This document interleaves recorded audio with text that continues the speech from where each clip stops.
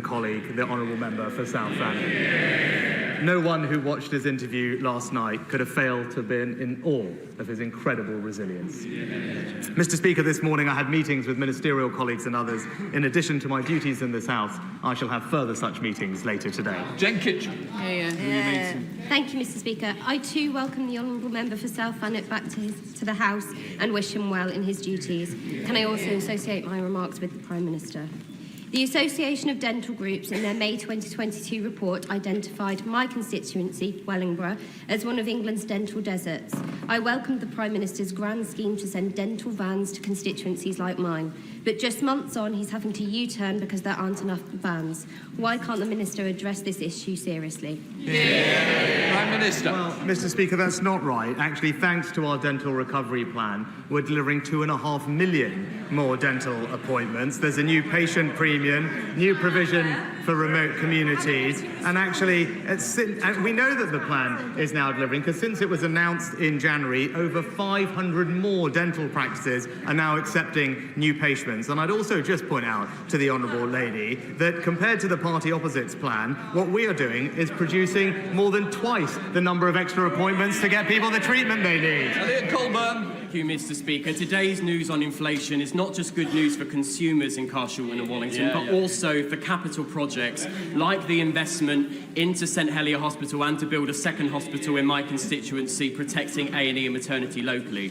Given that good news on the economy, will the Prime Minister recommit today to working with the NHS in my area to build that second hospital, improve St Helier Hospital, and agree that you can only underpin a strong NHS with a strong economy? Prime Minister. Well, Mr. Speaker, we are investing in better healthcare right across our country, and I'm delighted to see that Epsom and St Helier University NHS Trust was recently allocated over £6 million to upgrade the A&E and will benefit from a new specialist emergency care hospital in Sutton as part of the programme. But as my honourable friend said, that is only possible because of the difficult decisions we have taken to bring inflation back to normal and grow the economy. Today's figures show that the plan is working, Mr. Speaker, and I'm sure the whole House, including perhaps the Leader of the Opposition, will welcome the news that inflation is now back to normal.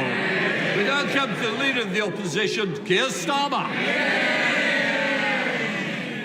I want to begin by saying a few words to the honourable member for Thanet South. Firstly, thank you for meeting me privately this morning with your wife and daughter so I could personally convey my best wishes to all of you. Secondly, on some occasions, and there aren't many, this House genuinely comes together as one, and we do so today to pay tribute to your courage and determination in not only coming through an awful ordeal, but by being here today with us in this chamber.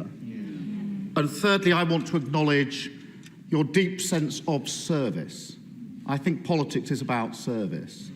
And resuming your duties as an MP, being here today, shows us it's an example for all of us of your deep sense of service, and we thank you for it. I also welcome Figen Murray, who is up in the gallery. She lost her son, Martin, 7 years ago today in the Manchester Arena attacks, and we remember everybody who was lost in that awful attack. She's campaigning for Martin's Law, which we must make a reality as soon as possible.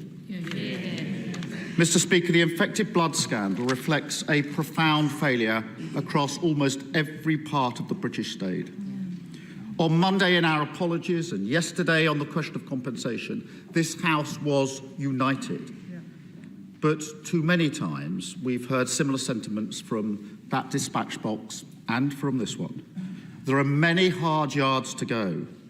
So does the Prime Minister agree with me that we will only now make real progress if we finally tackle the lack of openness, transparency and candour that Sir Brian Langstaff identified as having prolonged the victim's suffering for decades? Minister. Yes, Mr. Speaker. The inquiry was established to get to the truth and provide answers, and this week's report represented a hugely significant moment for the community. This was an appalling scandal, and I think the whole House is grateful to the diligent work of all those who have supported Sir Brian Langstaff and the inquiry's work. And I also pay tribute to the bravery of every individual who has come forward and told their story in their fight for justice. Their voices have now finally been heard, and I agree with the honourable gentleman. We will listen to them and ensure that nothing like this can ever happen in our country again. Keir Starmer. Thank you, Mr. Speaker. The infected blood scandal is shocking, truly shocking, but it's not unique. The story is familiar. Concerns raised but ignored, reports written but not acted on, victims and their families campaigning for years just to be heard. So I want to focus in, if I may, on the duty of candor, or lack of it, which has been a failing in scandal after scandal, injustice after injustice, from Grenfell to Horizon, Hillsborough, and now infected blood. And I've read the government has called for evidence about the duty of candor in health, but I can't think of a single example where that duty of candor should not apply to all public servants across the board. And I don't think it's possible for any of us to stand at these dispatch boxes and honestly say, never again, unless we address it. So does the Prime Minister agree that the time has now come for the duty of candor to be clearly enshrined in law across the board? Mr. Speaker, I am, of course, aware of the recommendation made by Sir Brian Langstaff in the final report of the inquiry in relation to duties of candour and accountability, and indeed my honourable friend previously introduced the duty of candour into the health service. It is important that the government takes time to fully digest the gravity of the findings of the report. The wrongs which have been committed are devastating and life-altering for so many. Ensuring that nothing like this ever happens again is a priority, and of course we are sympathetic to that and going through the recommendations in detail at the moment before providing a comprehensive response. But of course, given the situation and the gravity of the findings, it's a recommendation that there is an enormous amount of sympathy for. Keir Starmer. Thank you. I understand the Prime Minister wants to look at the recommendations in detail and to come back to them in due course, but we can't look away on this duty of candour. So can I at least ask the Prime Minister to expand the call for evidence on the duty of candour beyond health? We do owe that to the victims of Hillsborough and Horizon, and to work across the House to establish a far-reaching and binding duty of candour just as quickly as possible. Mr. Speaker, I think the honourable gentleman will remember on Monday I said very specifically that the patterns and behaviour that we had seen in this appalling tragedy have been replicated in others, and I mentioned Hillsborough specifically. So I'm very aware that there are structural and behavioural cultural problems that we do need to fix. The duty of candour is something that, as I said, the principle, and there is an enormous amount of support for the principle of and sympathy for. He will understand we are digesting the full contents of the report, but of course we want to right the wrongs of the past and crucially ensure that nothing like this happens ever again. Keir Starmer. Thank you, Mr. Speaker. In his report, Sir Brian identified individual failures, a number of them, even cover-ups. But alongside that, he also found equally important and harder to reach institutional and cultural failings, including in the NHS. A defensive attitude which refused to acknowledge problems, the silencing of those who raised concerns, and a total failure of leadership when faced with the truth. Now, the NHS does a remarkable job every day, but that is indefensible. Does the Prime Minister agree that the very culture of the NHS needs to change? Yes, Mr. Speaker, and again, I think in response specifically to the question from my honourable friend, the member for Bromsgrove, we discussed this on Monday, and the NHS, of course, provides life-saving care to so many people every single day, for which we're enormously grateful, but it is absolutely clear, as the report makes crystal clear, that there were significant failings. The NHS failed. It failed people, it let them down. It's right that they are held accountable for that and learn the lessons. Now, there clearly have been improvements and changes in medical practice since that time, but going forward, we need to go through the full recommendations of Sir Brian Langstaff's report and hold the NHS to account for bringing through the changes that are necessary. Keir Starmer. We need reform, we need change, and I've seen firsthand how important reform is during my time running the Crown Prosecution Service. But I also saw how hard it is, particularly on cultural issues. It requires brave decisions and difficult decisions. Now, 11 years ago, the Health Secretary, and as Health Secretary, the now Chancellor said, the era of gagging NHS staff from raising their worries about patient care must come to an end. But 11 years on and 10 months on from the Lucy Letby case, there are still clear examples of NHS managers still gagging staff and then being moved on instead of being moved out. So will the Prime Minister now commit to ensuring that those who do gag and silence whistleblowers will no longer be able to work in the NHS? Prime Minister. Well, Mr. Speaker, of course the behaviour that the Honourable Gentleman describes is wrong and I believe already is illegal under our laws, but we will make sure that people do have the ability to raise concerns. And one thing that I know has given many of those who have been impacted by this scandal some reassurance is the appointment of Sir Robert Francis to be chair of the inquiry, who obviously is someone who not just has a wealth of experience dealing with this particular set of issues, but has a long track record of working with the NHS as well on the issues that the Honourable Gentleman raises. Keir Starmer. Sir Brian's report is a victory for all those campaigners and victims who fought so hard for this moment, including the Right Honourable Member for Hull North. But it's also one of profound pain, anger and sadness for so many. Now, there is a chance for us to make real progress on this issue, and we must do that with victims in mind. Now, given the degree of cross-party consensus that we've already seen on apologies and compensation, and given the government's promise to ensure compensation by the end of the year, will he also now promise to deliver on all the recommendations in the same timeframe by the end of the year? Prime Minister.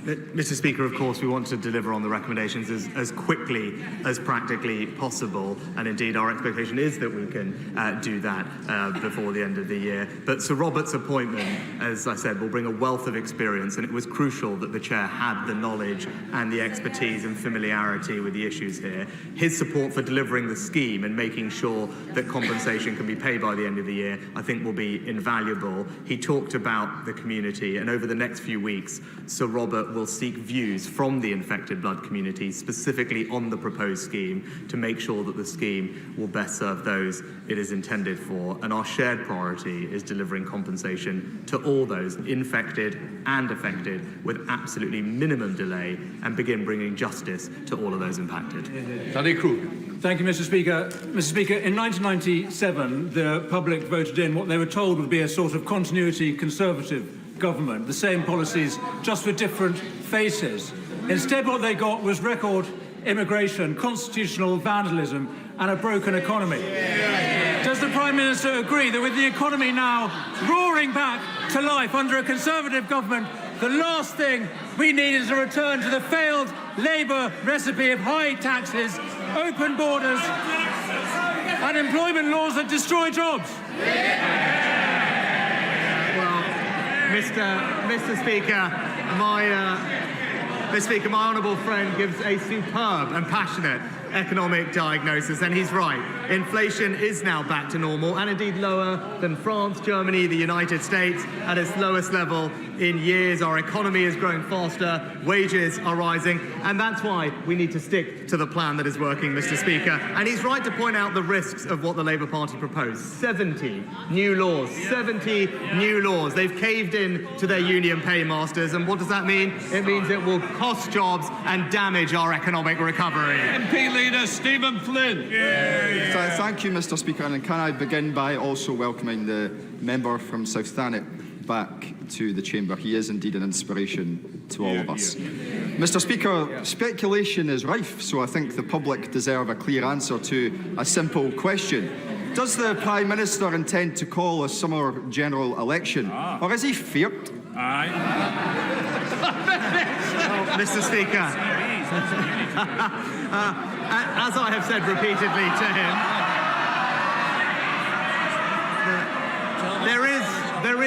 Mr. Speaker, spoiler alert, there is going to be a general election in the second half of this year. And at that moment, the British people will in fact see the truth about the honourable gentleman opposite me, because that will be the choice at the next election, Mr. Speaker. A party that is not able to say to the country what they would do, a party that would put at risk our hard-earned economic stability, or the Conservatives that are delivering a secure future for our United Kingdom.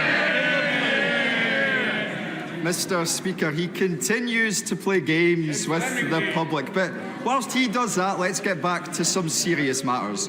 Because I was taken aback this week when a former Prime Minister spoke some sense. Alas, it was indeed David Cameron, because what he said was that in relation to graduate route visas, if any restrictions are implemented, it will lead to job losses, it will lead to university closures, it will lead to a reduction in research. And University Scotland's outlines £5 billion of economic value at risk. So can I ask the Prime Minister, does he agree with the Foreign Secretary? The Foreign Secretary also said that the levels of legal migration to this country are too high, Mr. Speaker, and that's what I believe also, which is why it is right that we are taking decisive action to bring the numbers down. And, Mr. Speaker, that plan is working. In the first 3 months of this year, the visas issued are down by 25%, Mr. Speaker. Migration is on its way to being returned to more sustainable levels, and I appreciate that is a point of difference between the Honourable Gentleman's Party and indeed the Labour Party and us. We believe that level of migration needs to come down to more sustainable levels, so we ease the pressure on public services, and everyone who comes to our country must indeed contribute economically. That's the migration system we will deliver. Simon Bain. Thank you, Mr. Speaker. On the Welsh borders, we are incredibly proud of the Veterans Centre at the Robert Jones and Agnes Hunt Orthopaedic Hospital in North Shropshire, which not only treats veterans locally, including from my constituency of Clwyd South, but also from across Britain, as it is the largest hospital-based veterans service in the UK. Would the Prime Minister help resolve the Centre's current funding crisis caused by changes in the NHS funding formula last year, given the fantastic treatment provided by Lieutenant Carl Mayer and his team for our amazing veterans community across the UK? Prime Minister. Well, Mr. Speaker, can I thank my honourable friend for raising this important issue? We are committed to making the UK the best place in the world to be a veteran and ensuring that they have access to the appropriate physical and mental health support they deserve. That's why we've rolled out Operation Restore, Op Courage and Op Nova, and I know that NHS England have been introducing actually a suite of health services to work more closely with orthopaedic services. But I know my honourable friend has raised this issue of funding with the Minister of Veteran Affairs, and he'll be writing back to my honourable friend with an update in due course. David. Can I join others in welcoming back to the House the Honourable Member for South Thanet and say how much we admire his courage and send our best wishes to him and his family. And also join others in remembering all the victims of the bombing at Manchester Arena. Mr. Speaker, Amanda claimed carer's allowance when caring for her mother, but the DWP is now hounding her to pay back £1,200. Karina, whose daughter requires round-the-clock care, has been hit by a bill for £11,000. Victoria is being forced to pay back £100 a month. Just some of the tens of thousands of carers, victims of the DWP's flawed system, punished harshly for going sometimes just a few pounds over the arbitrary earnings limit. So, Mr. Speaker, family carers do a remarkable job. They shouldn't be penalised for working or for the DWP's own failures. So does the Prime Minister agree that the government should be supporting carers, not persecuting them? Prime Minister. Mr. Speaker, the government recognises the contribution and sacrifices that carers up and down the country so often make to care for others, and that's why we've increased carers' allowance by almost £1,500 since 2010. It's why we introduced carers' leave, and indeed it's why the Better Care Fund funds respite care breaks for carers, which have been, I know, warmly welcomed and used. Now, in the rare number of cases where individuals haven't appropriately informed DWP about a change in their circumstances, DWP have then rightly sought to recover overpayments, as they would be expected to, in order to ensure the integrity of the system and protecting the taxpayer. But of course, they will work with anyone who is struggling with their repayment terms and will always look to negotiate an affordable repayment plan. Thank you, Mr. Speaker, and may I also extend my welcome to the Honourable Member for Thanet South. The £8 billion made available by the government for the repair of roads and potholes is very welcome. However, some local authorities, such as Cambridgeshire County Council and Peterborough City Council, which serve my constituency, sometimes use inferior material, so the works need to be done again in a few months' time. And that's an issue that applies to many constituencies across the country. So will the Prime Minister use his influence to ensure that there are tough quality specifications so that the repairs can last much longer? Mr. Speaker, I'm proud that we've announced an additional £8 billion for roads resurfacing over the next decade, money made available through the reallocation of HS2 fundings, and that will mean fewer potholes and smoother, safer roads across our country. But I agree with my right honourable friend. It is of the utmost importance that these repairs are completed with high-quality materials, and I join him in calling on Cambridgeshire County Council and Peterborough Council to make sure that they deliver that for his residents. Thank you, Mr. Speaker. In the wee small hours of Saturday morning, I received an email, and I apologise for my language, Mr. Speaker, calling me a fucking parasite, a rat, and a piece of shit. This came in response to my challenging the appropriateness of a US citizen, Michael Francesi, who is doing a tour in the UK, and as part of that tour advocating publicly for the self-proclaimed misogynist influencers Andrew and Tristan Tate, who are encouraging toxic attitudes among young men in this country. Can I ask the Prime Minister, who has spoken about banning hate preachers from entering the UK, if he'll extend this to misogynists? Mr. Speaker, those who seek to divide us, undermine our values, and indeed intimidate and threaten others have no place in our society, and we will not hesitate to use not just the full force of the law, but also our immigration regime to make sure we have security and cohesion in this country. Sir John Whittington. Mr. Speaker, the population of Malden is rising rapidly. And for over 20 years, my constituents have been promised a new hospital. Yet Mid and South Essex ICB are now proposing to close the existing St Peter's Hospital without any replacement, leaving my constituents and those of my right honourable friend for Whittam having to travel up to 30 miles for some treatments. Will my right honourable friend ask ministers to tell the ICB to withdraw this proposal and to commission an independent assessment of how best to provide quality local health services that my constituents and my right friends deserve? Prime Minister. Can I commend my honourable friend for his commitment to his constituents? I know that he and my honourable friend, the member for Witham, met both the Minister of State for Health and Secondary Care and the Minister for Social Care recently to discuss this. I understand that the ICB have extended their consultation by 3 weeks to ensure that more consideration could be given and voices could be heard, but I will ensure that the relevant minister keeps my right honourable friend updated on the progress of this. John Davey. Thank you, Mr. Speaker. My constituent has recently applied to move from her council home because she can no longer walk up the stairs and she is in constant pain. She has been waiting for a knee operation for over 2 years and she has become progressively worse. She feels forgotten and neglected. Does the Prime Minister agree with me that his government is failing and this country is waiting for a Labour government to bring down NHS waiting lists? Mr. Speaker, of course, I'm sorry to hear about the experience of the honourable lady's constituent, and we are putting more money, rolling out more elective surgical hubs to bring the waiting list down. She talks about the difference that the Labour Party would make to the NHS. Her constituents would just look to Wales to see what is happening when it comes to the NHS. A quarter of the Welsh population on a waiting list. The worst emergency care performance in Great Britain. People on long waiting lists 5 times more than they are in England, and on average, people people waiting 40% longer for treatment. That's the reality of Labour in the NHS, failing. 40 years ago, Mrs Thatcher described high inflation as a destroyer of industry, of jobs and savings. Does my right honourable friend agree that that sentiment is as true today as it was then? And what assessment does he make of today's announcement for my Gedling constituents who want to be able to save, get a good job and enjoy a reasonable standard cost of living?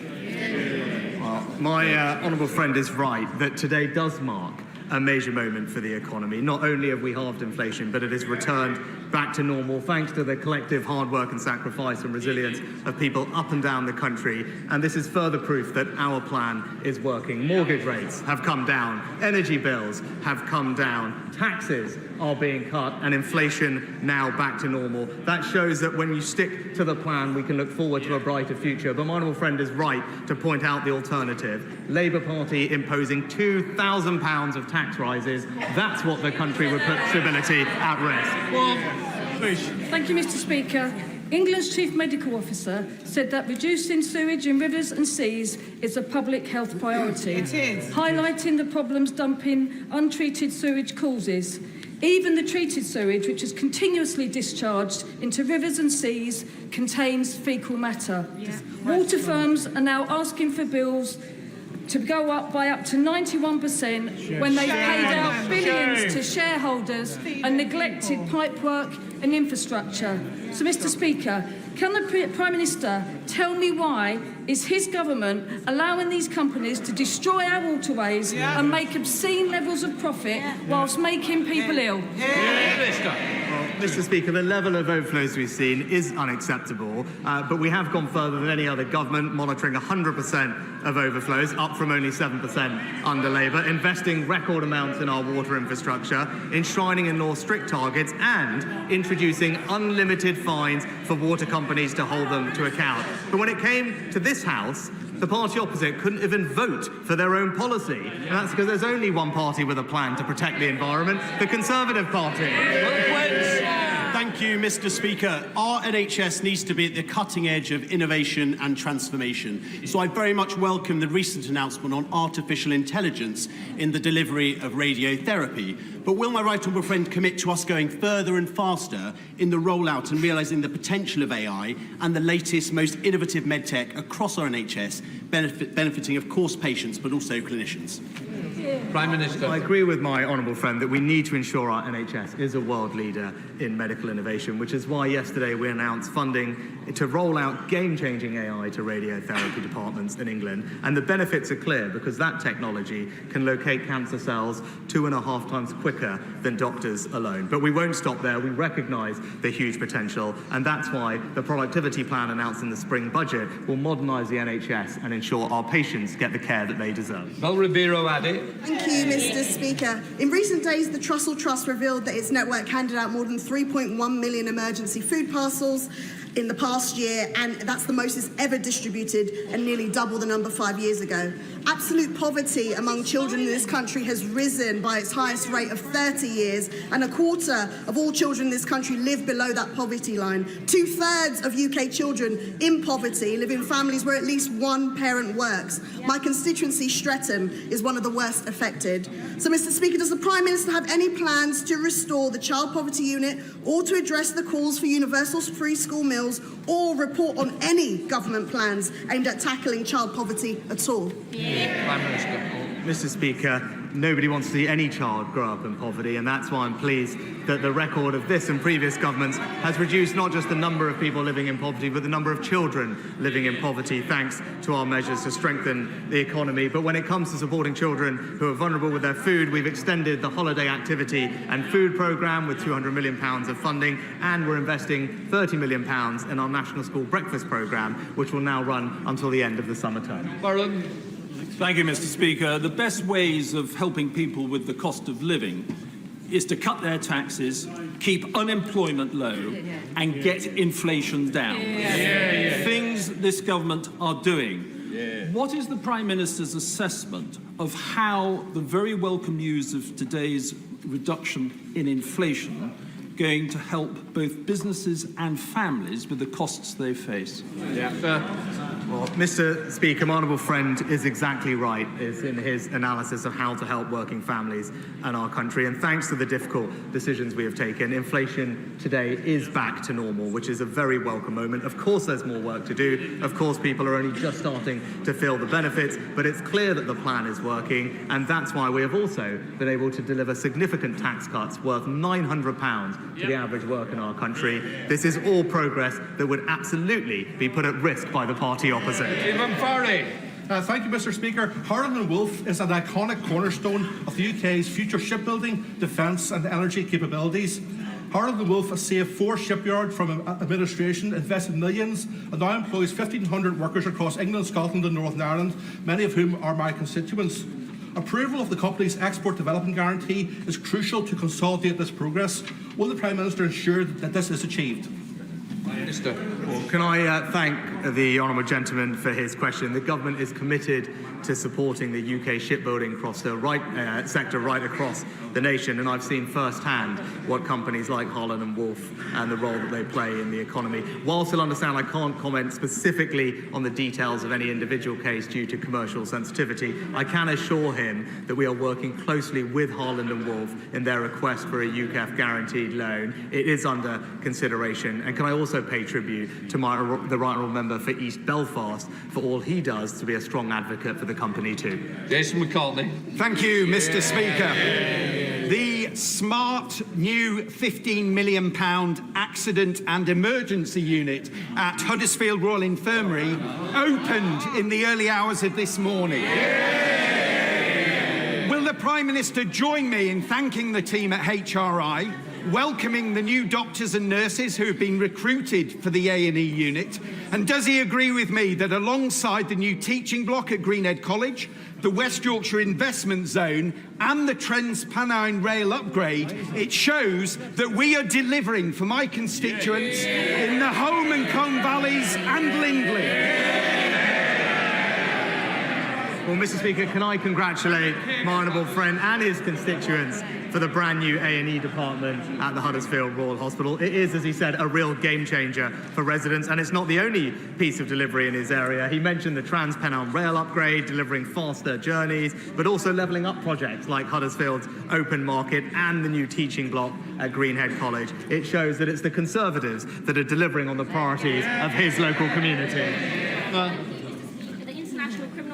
Chief prosecutor seeking arrest warrants for Israeli and Hamas leaders for war crimes and crimes against humanity. This House does not aid and abet Hamas, but it does aid and abet Israel through arms sales like components for Israeli F-35s, known as the most lethal fighter jet on earth, which are raining down hell on Gaza. So, will the Prime Minister uphold international law, drop the nonsense about the most robust licensing system in the world, and end arms sales to Israel? And if the ICC issues arrest warrants, will he comply and ensure that these individuals are arrested if they enter the UK?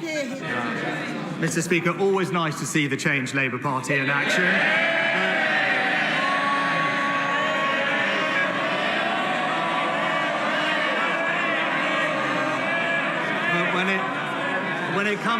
When it comes to the ICC, this is a deeply unhelpful development, Mr. Speaker, which is, of course, is still subject to a final decision. There is no moral equivalence between a democratically elected government exercising its lawful right to self-defence and the actions of a terrorist group. And the actions of the ICC do absolutely nothing to get a pause in the fighting, to get the hostages out, or aid in. Craig McKinley.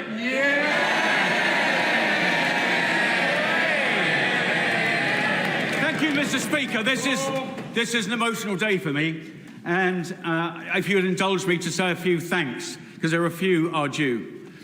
And one of those, of course, well, an apology, actually, that I've caused the breaking of so many rules today. Clapping. I've got trainers on because my shoes wouldn't go over the plastic feet, and my jacket wouldn't go over the bionic arm. So apologies for that. But I want to give some thanks. And first of all, the thanks to you, Mr. Speaker, for being there for me, for coming to visit. And I will tell everybody the little story. They thought, the rest of the hospital thought I must be dreadfully ill, because they said that guy's got the funeral director in already. But no, you've cared for me throughout, and I thank you for that. The other person in this chamber I'd like to thank is the Prime Minister, who's been with me throughout. He hasn't advertised it. He's been to see me multiple times. And to me, that shows the true depth of the character of the Prime Minister, and thank you for that. And to my wife, who's in the chamber, and my daughter and other family members, my father-in-law, I'd like to thank my wife for being there every single day of those many months in hospital. And she could only do that because of the support of family behind her. And in the public gallery, they can't quite see me, unfortunately, are many of the staff from the NHS who took me from where I was, close to death,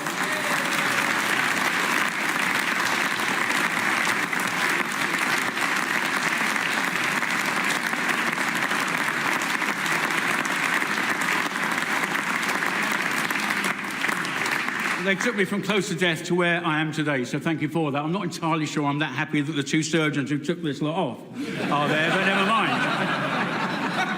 But can I ask the Prime Minister, there is a question here. Prime Minister, can we please ensure that we embed recognition of early signs of sepsis? It wouldn't have worked for me, mine was too quick and too sudden. But for many people, they do get a few days. If we can stop somebody ending up like this, I would say that's a job well done. But also, Mr. Speaker, to impress upon your health ministers to allow the provision of appropriate prosthetics, particularly for multi-limb amputees, at the right time. Thank you, Mr. Speaker. Thank you. Prime Minister.